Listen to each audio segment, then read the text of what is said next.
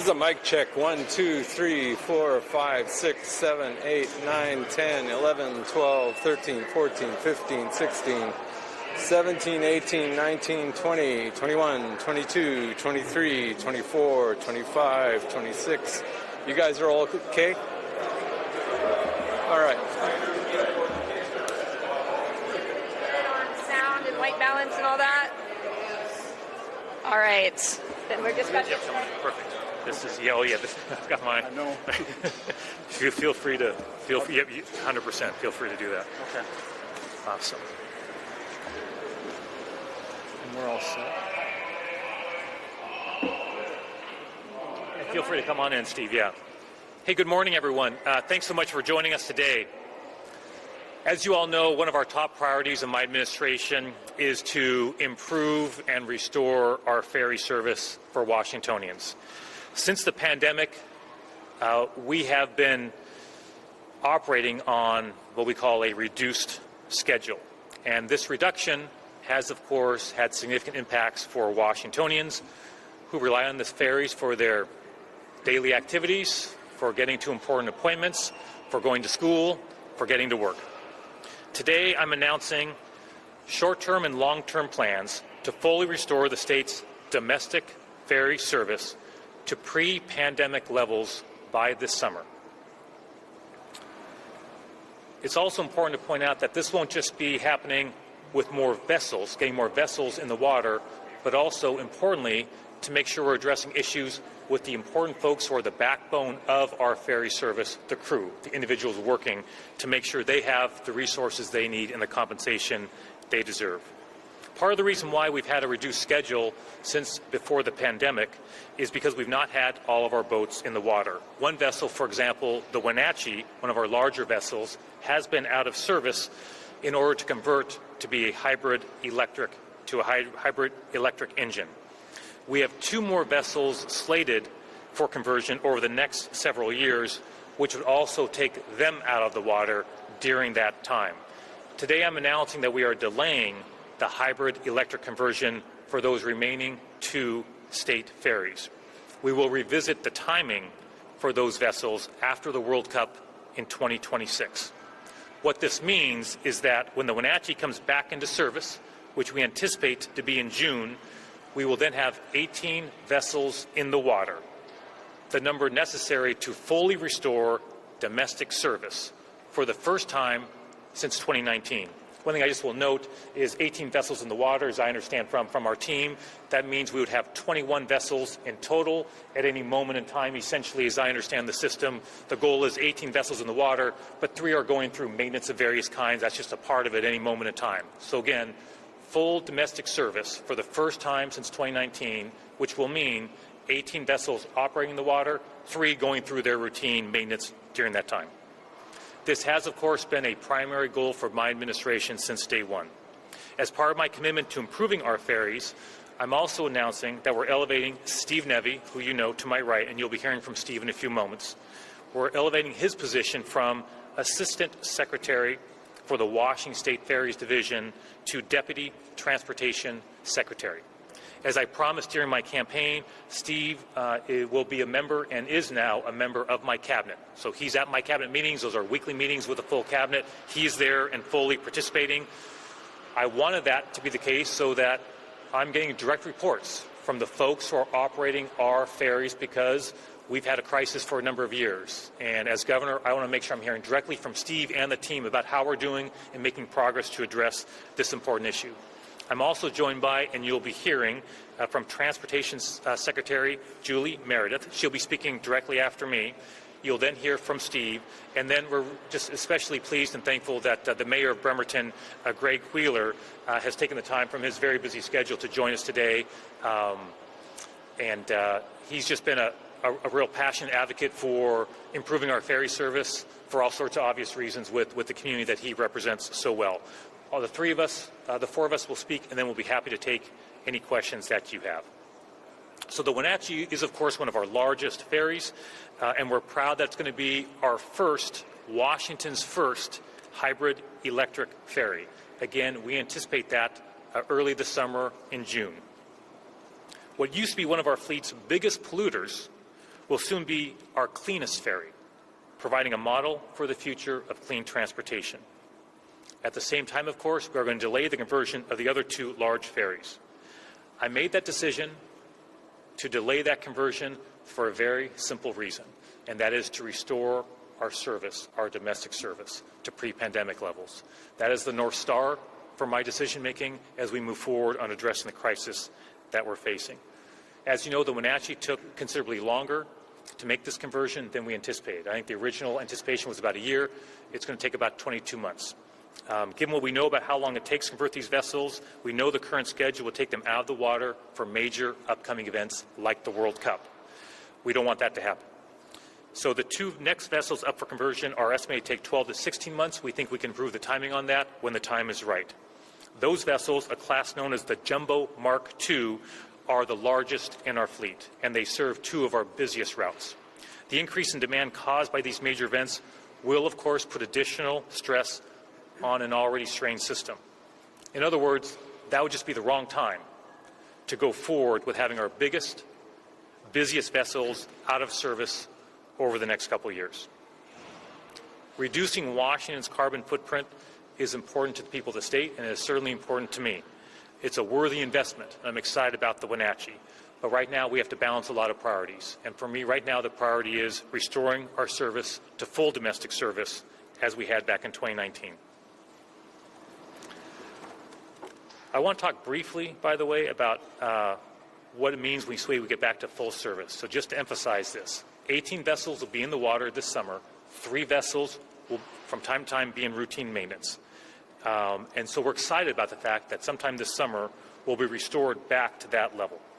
I also want to add, looking forward, we're in the process of procuring up to 5 new hybrid electric vessels. You're no doubt very familiar with this process. The ferries will open bids from prospective shipbuilders in early April. We hope to sign a contract with at least 1 successful bidder by June. And we hope to see those boats, as a result of that process, in the water as early as 2029. Those new vessels will, of course, replace existing vessels that need to be retired in the coming years. And I've had extensive briefing from the team about, we have an aging fleet. That's a reality, and the team's done an amazing job, and our crew does an amazing job keeping those vessels going while we're going through this challenging time. But we need new vessels, and that's the timing we anticipate. After that, looking even more long-term to lay it out, we'll need to replace another 11 vessels before 2040 to keep our fleet modern and operating at full capacity. So I am, of course, concerned about making sure we're meeting those goals going forward. In other words, we have some short-term needs. We're addressing those with decisions now on delaying conversion, but also we're very mindful looking long-term when someone else is presumably in my job in the future, about maintaining our pace to bring in new vessels and replace our aging fleet. So that's why today I've also directed the Washington State Ferries to explore innovative options for procuring new vessels faster. We just need more options on the table. Among those options is leasing with the goal of purchasing the boats down the road. So right now, Steve and the entire team is exploring cost estimates for lease to purchase. By June 1, we'll have an update on those efforts, as well as our efforts to procure the 5 new hybrid electric vehicles. Again, we need options. We need options. I'm looking forward to working with our state legislature to explore solutions that we have not explored before to get new vessels in the water as quickly as possible. There's one more thing I want to add before I turn this over to Julie, and that is another key challenge that we've had is, of course, that has contributed to the reduction in service over the years is staffing. That's been a huge challenge for us. That's been well documented. We need a skilled, trained crew to operate our vessels. They are literally the backbone of our system. We don't have a system without them and their hard work. So one thing I want to make very clear is that, of course, we have some budget challenges as a state, which you're very familiar with. But any budget that I sign must honor and maintain competitive collective bargaining agreements that have been bargained, okay, that have been put together. Those collective bargaining agreements include over $28 million in compensation for all ferry workers. So I want to be clear, that has got to be a part of the budget that I signed. We've got to have that to maintain the service. We've got additional vessels. We're getting to pre-pandemic levels, but we need to support the crew that is the backbone of our system and make sure that they are compensated fairly for the very important work that we do. So with that, I'm going to turn first to Julie, and then again you'll hear from Steve, and then you'll hear from the mayor. And I really appreciate all three of them being here as well. Thank you so much. Thank you, Governor Ferguson. Thank you for your focus on Washington State ferries and helping us improve service and reliability. I'd like to acknowledge right up front that these are tough decisions that are made to delay the conversions. And our 2,000 colleagues working for Washington State ferries are an important part of WashDOT, and these decisions will enable us to provide better service to Washingtonians. I'm also really proud today to have a mariner with private sector experience leading the Washington State ferries. And as you heard, Steve is now a deputy secretary reporting to me and attending the cabinet meetings. And we're going to focus on the measures that the governor announced today to improve service and reliability. And right now I'd like to introduce Steve Nevy, lead of Washington State Ferries. Thanks. Hey, good morning. Thank you, Julie, and welcome everyone here to Colman Dock this morning. Thank you for the introduction, and thank you for your leadership of WashDOT and your partnership in supporting Washington State Ferries. And I'd also like to thank you, Governor, for making Washington State Ferries a focal point of your administration and your personal commitment to improving WSF service. Governor Ferguson, you sent an early signal about your support for WSF when shortly after being elected and shortly before taking office, you visited a vessel's wheelhouse and engine room and held a public meeting to hear about WSF service from our customers. I know that meant a lot to our staff. Inviting me to attend your cabinet meetings so we can talk directly about WSF opportunities and challenges is another example of your commitment to improving our service. As everyone knows here, there's been two well-documented challenges to restoring our service back to pre-pandemic levels. The first, the governor addressed by ensuring that we have our Jumbo Mark II vessels back in service from the summer. And the second one is crewing availability, which the governor also mentioned. We're now back to the same level of crew we had pre-pandemic, largely due to the programs that the previous administration and legislature helped us fund to get new crew members into the system, but more importantly, up to the ranks of qualified seafarers that we need to keep our service running. So we created these programs. We created an AB to Mate program to help our entry-level deck crews work their way up to captain. We created a scholarship program to help people coming out of high school or college come in with no maritime experience at all, do a 2.5-year course, and then become qualified seafarers to also be qualified captains. And also we created a pilotage program to work as a captain or a chief mate in the Puget Sound. All of our captains and chief mates are required to be qualified Puget Sound pilots too. That's something a lot of people don't understand. It's an extra qualification that they have to get. And we created a program to support our crew to get that qualification too. Before those programs, 3 years ago, crew had to go through those programs by themselves. They had to pay for it themselves, take time off themselves, do it in their own time. Now all of those things are fully funded and fully supported by the state, and it really has solved the issues that we have. I talked to a lot of crew members that have taken advantage of these programs, single mothers, fathers that couldn't afford to take that time off because they had to feed their families, are now able to improve their lives by taking advantage of those programs. So I'm really proud of that and the fact that it's restored our numbers back to pre-pandemic levels. We know that every cancelled sailing affects our customers. One cancelled sailing is unacceptable, and we're working hard with Governor Ferguson support to decrease these numbers even more. So in the first 2 months of 2023, there were 147 cancelled sailings due to shortage of crew. So that's 147 in the first 2 months of 2023. In the first 2 months of this year, there were 42 cancelled sailings due to crewing. So as you can see from those numbers, we are improving. It's not just reducing the number of cancelled sailings, it's also better on-time performance. In the first 2 months of last year, our boats were on time 90% of the time. This year, 94%. Still not acceptable, but we are improving. The system is under-resourced when it comes to vessels and crew, but from these numbers you can see that we're using the resources as best we can to get the service that we need for the customers. My 2,000 colleagues at WSF provide safe transit to millions of their fellow Washingtonians each year. With the continuations of these programs to stabilize our crewing and the short and long-term decisions the Governor has announced today, we're well on our way to significantly improve service. So thank you, Governor.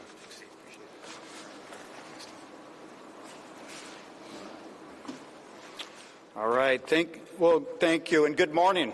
So, I'm Greg Wheeler, Mayor of the City of Bremerton, and it is my honor to be here today to celebrate this announcement.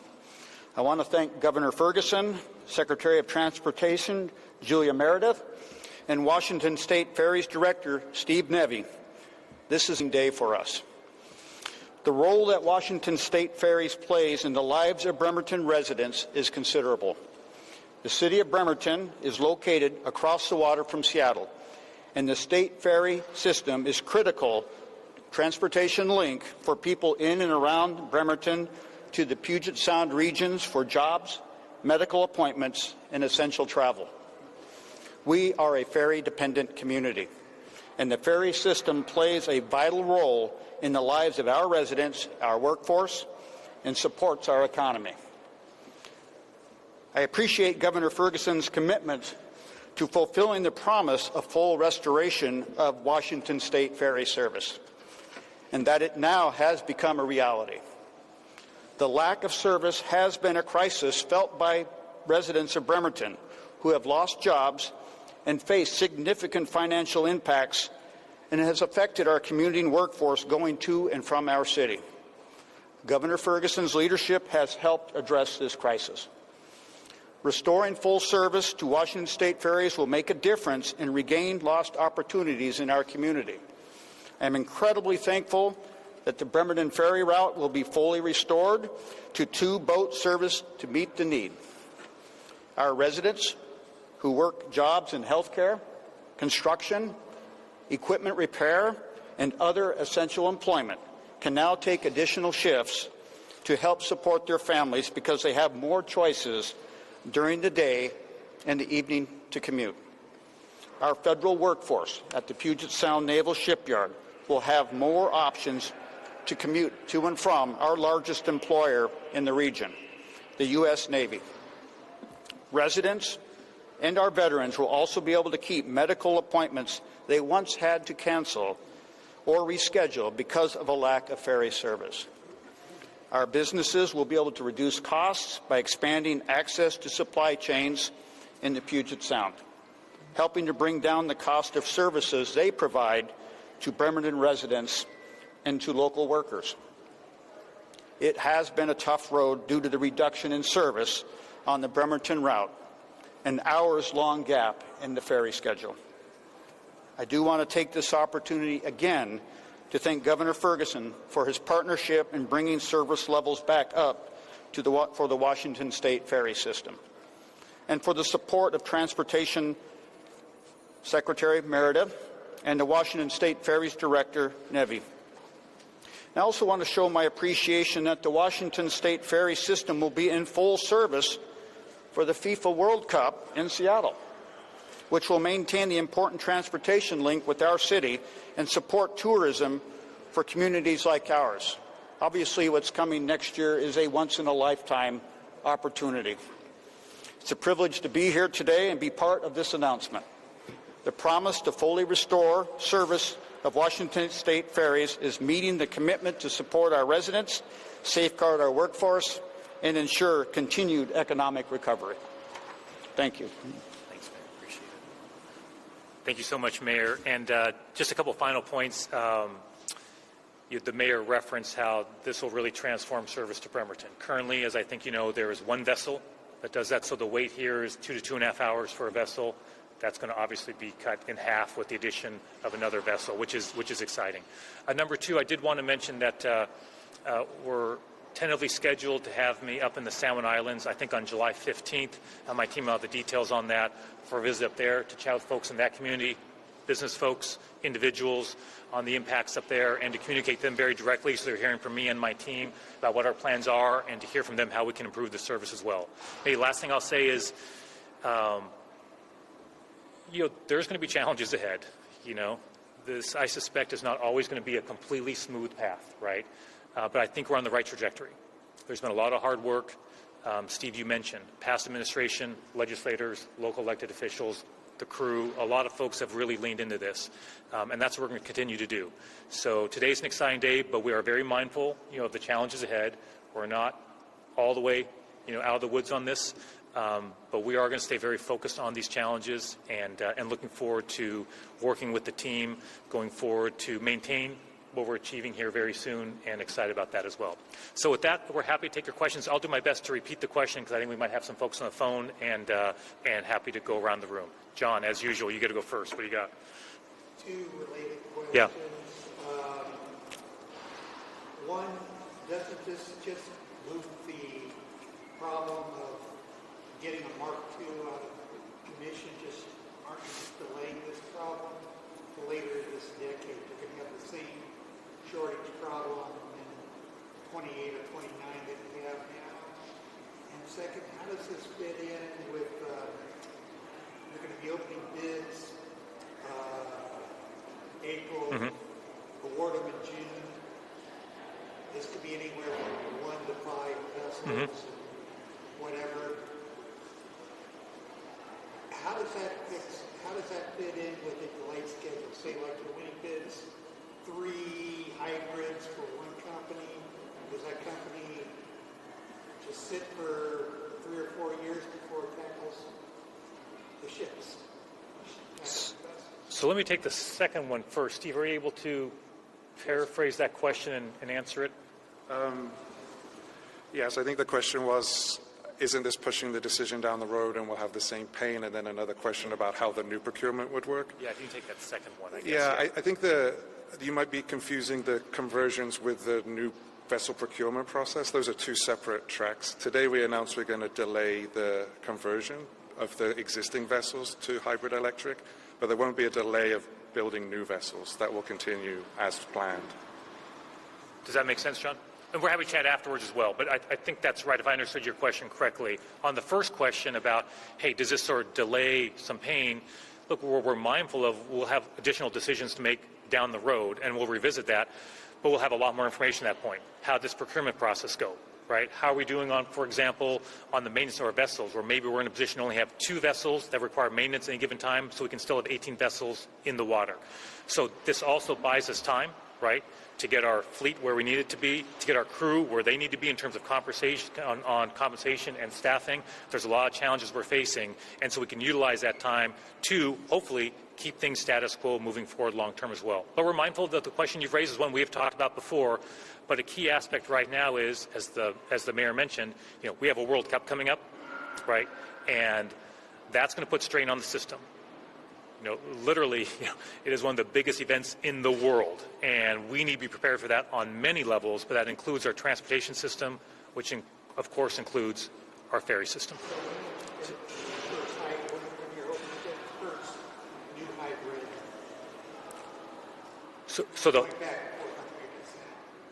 That's the Wenatchee, and so I think I mentioned in my speak.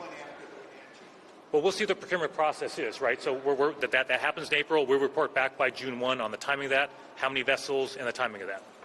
Yep. Thank you. Yes. Yeah. You mentioned one thing you don't want to see from the budget is changing the collective bargaining agreements. Yeah. But there's $1 billion hole. I'm wondering if you have your involvement in kind of figuring out what that looks like. Sure. And potentially any impacts that might have. Sure. So the question goes to the budget, the collective bargaining agreements, and kind of how we're balancing priorities with the significant budget issues. I've had a number of conversations about the budget so far, and we've obviously inherited some big challenges when it comes to our budget. I think what's important in trying to balance our budget, which we must do, right? For example, the operating budget's got to be balanced, but is making sure that we are prioritizing the most important things in our state. So, for example, when I was talking about the operating budget, I said, hey, We're not doing cuts to public safety, for example, right? We're going to take that somewhere else. By the same token, we're making progress on getting vessels back in the water, but we will not be successful in where we need to go as a ferry system if we do not have the staff adequately compensated to help run that operation. And, Steve talked about we've had challenges there. That's well documented.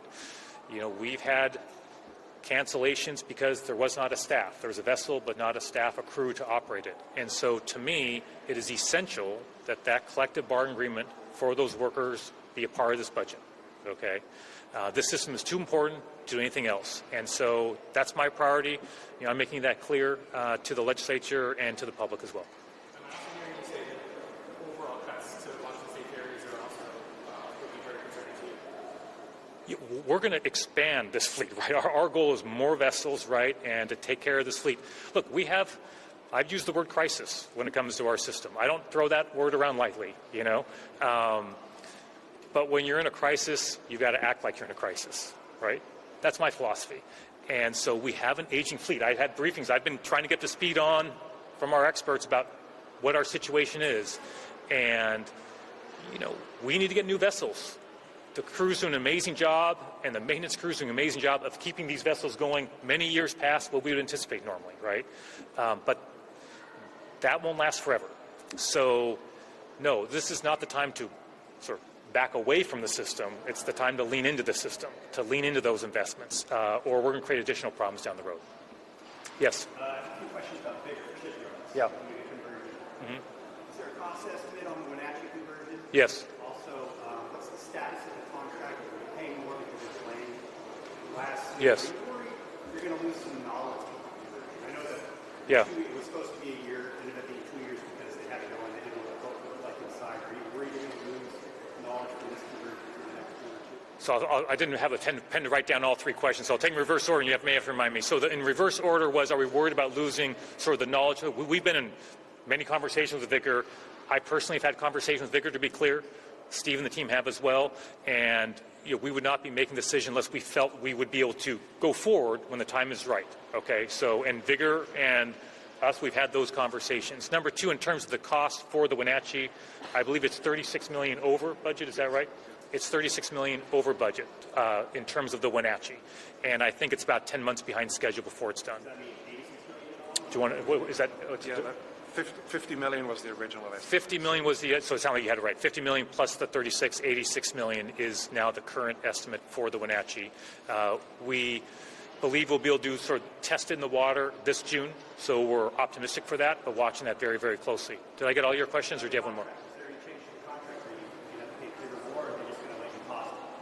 They're just letting us pause it, correct? Yep. Pause and restart. Yep, we're just going to pause and restart negotiations post-World Cup.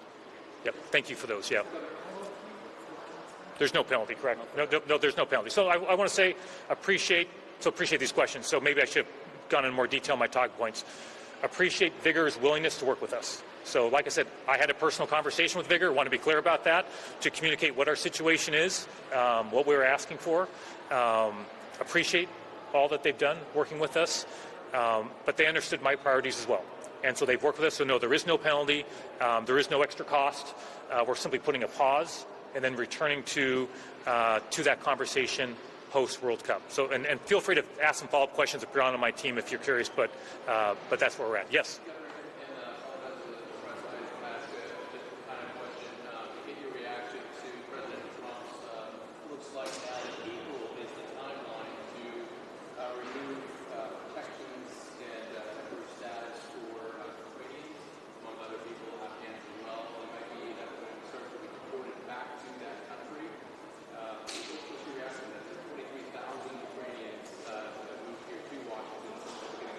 Yeah, happy to chat with you afterwards, if that's okay. Let's keep this on where we're at, but happy to chat with you afterwards. Yes? I also have two questions. Is there enough staff to have 18 ferries running at all times?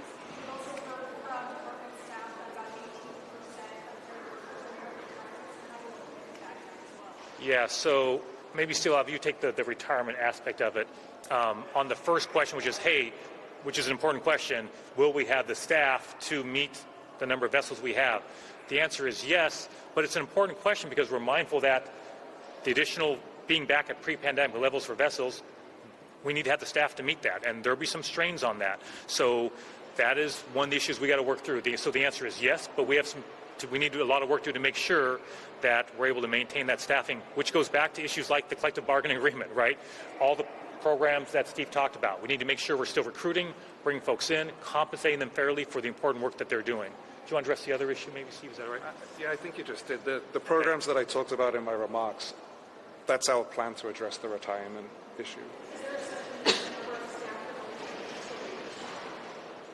We're back to pre-pandemic staffing levels now, and one of the complications is the staff that are reaching retirement age, we don't actually know when they're going to retire. It's just they're eligible to take retirement. So we're planning to have a bench of people ready when these retirements happen. And right now we're seeing our numbers of new staff we're producing with the qualifications needed is matching the attrition and even exceeding the attrition at the moment. So we're in good shape, as long as those programs continue. Correct. When the governor says domestic service, that means our domestic routes. And then there's one more route that goes from Anacortes to Sydney. And we're not restoring that route because we don't have the vessels available yet. We anticipated 2030 we would restore that international service, but as far as all of our other domestic routes, all of those will be restored. All but Sydney. So to be clear, right, the domestic service is now pre-pandemic. Will be pre-pandemic this summer. There is an international route that is not subject here, right? That is still an issue out there. But for the domestic service, which is the top priority right now, and the staffing is there to meet that. And I appreciate the questions on staffing because that is just as important, right? To your point, right? You can have the vessels, but the crew's not there, you've got a problem. And so that's why our conversations are often 50-50 on vessels and on the crew side as well. Any other questions folks have? Sorry, Jeff, sorry, the light there. My apologies. Go right ahead if I missed you, yeah.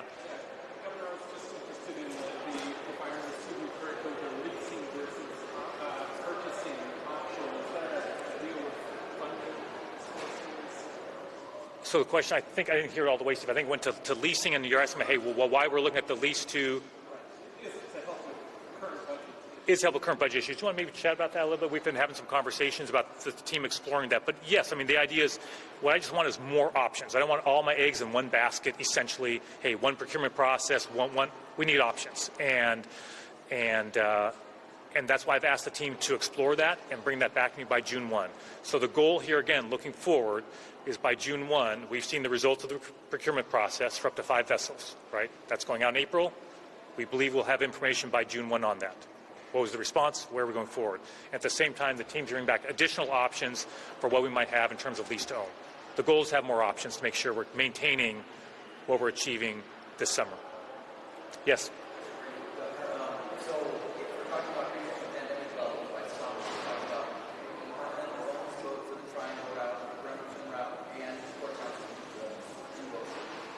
So I'm just going to make sure, Steve, on what it did. Yes. So it sounds like the answer is yes. Yes. Perfect. And then secondly, we're hearing a lot about tariffs, certainly on steel, things that may be more expensive. Yes. I'm curious if we feel like you have the authority, should bids come back too high, to pivot in any way that is possible. And then how high would we shoot? Right now we're expecting that Yep. Yeah. So the question is, just so folks can hear, I know it's a little, the noise is not easy here. So the question is, hey, given with tariffs and issues like that, if the bids come back higher than anticipated, hey, what amount is too high? Too soon to say. I'm just not going to speculate on that, right? We've got a process. We need to go through that process, get the information back. I will be ready to share that with you, right? Once we've got that, we're trying to be extremely transparent about what the challenges are and what we're accomplishing and where we're going. And so it'll be no different. By June 1, assuming everything's on track, our goal is to come back to all of you and talk about that process, right, what we saw there, and also for other options that the team's exploring as well. So our goal is to come back by June 1 to be able to provide more information. Yes?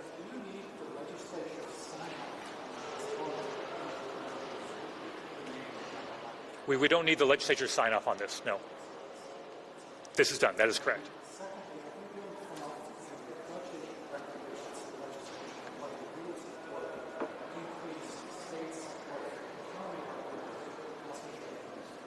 OSHA, so the question goes to, hey, county-operated passenger ferries. And hey, back on my King County Council days, I was involved with passenger service through the county, and big supporter of it back then and big supporter of it now. Folks like Representative Nance have had proposals out there that I was supportive of. It doesn't look like this session that's happening.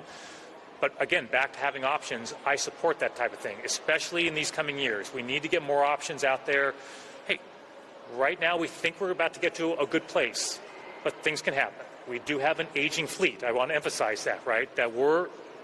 It's not always going to be a smooth path, which is why I appreciate Representative Nance as one example proposing that bill. Talked to him just the other day, ran to him at the Capitol. Hey, talk to him, let's work together on that. Let's bring that back. What can we do to get more options? So our work is just beginning. I want to be very clear, right? Our work is just beginning. We're very excited about today. We're excited to have on that maiden voyage back here, restoring a second boat out here. Excited to come back here and celebrate that. But we're very mindful we have a lot of work ahead. Thank you so much for all your questions. Sorry, John, maybe one more, and then I'm happy to take the other questions after. Yeah.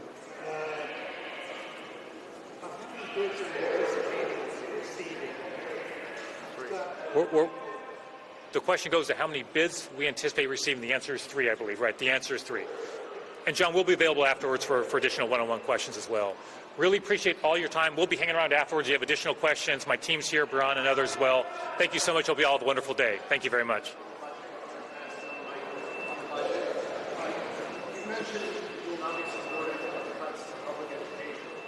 I'll grab you. I'll grab you afterwards. If it's not this topic, I'll grab you. Thanks so much. Yeah. Thank you, sir. Appreciate it. Yeah. Hey.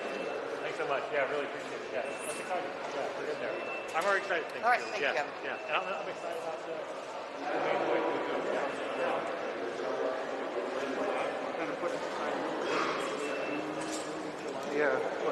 We'll stay in touch on the timing, obviously, right? Because a lot of it depends on how that timing's going, and if they have to do the what they call once the vessel's ready, they've got to do the commissioning, where they right, so that takes some time. But the goal is to have it. Yeah. We're opening Princess Square about that. Yeah. I'll come on over. Yeah. No, please do. Have your job. Yeah, that'd be great. Yeah.